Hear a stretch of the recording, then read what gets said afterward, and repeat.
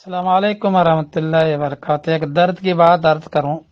کل خطبے میں جو پورے عرب میں بیان کیا جائے گا تبلیغ کی جماعت کے خلاف میں، خطبہ لکھا ہوا میرے پاس ابھی آ گیا ہے، جس میں خاص الزام لگایا گیا ہے کہ یہ بدعتی لوگ ہیں، قبر پرست لوگ ہیں، یہ ان پر الزام لگایا گیا ہے۔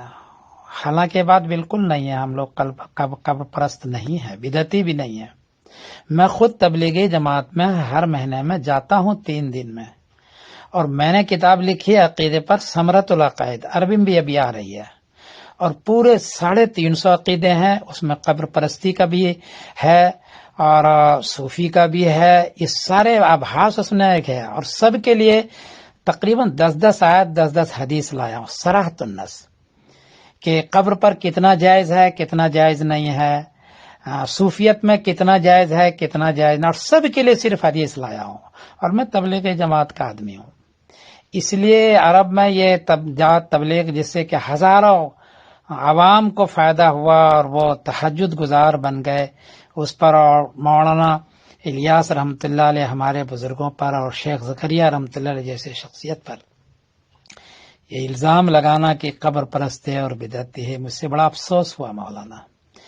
میری گزارش یہ ہے کہ میری کتاب ثمرۃ العقائد، جس پر بڑا اعتراض ہوگا ان کو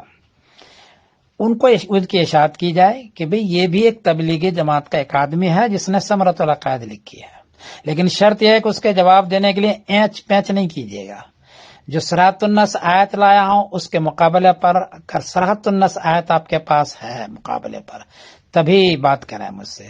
یا حدیث جہاں لایا ہوں صراحۃ النص صحیح ستہ سے، اس کے مقابلے پر حدیث آپ کے پاس صراحۃ النص ہے تو ہی بات کریں۔ اس میں نے قول صحابی، قول تابعی، علماء کی رائے بالکل ذکر نہیں کیا ہے، مجھے پتا تھا کہ یہ اس پر اعتراض لوگ کریں، اس لیے ذکر نہیں کیا۔ تو میں ایک تبلیغی جماعت کا آدمی ہوں، جاتا ہوں، اور یہ الزامات سارے عرب میں غلط ہے اور غلط پھیلایا جا رہا ہے۔ آپ اس سلسلے میں کیا کوشش کر سکتے ہیں تو آپ مجھے بتائیں، اور